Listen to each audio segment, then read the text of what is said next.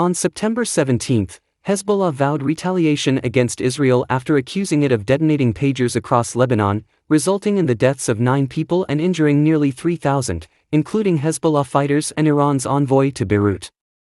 Lebanon's information minister, Ziad Makari, denounced the late-afternoon explosions of the pagers, handheld devices used by Hezbollah and others in Lebanon for communication, as an act of Israeli aggression.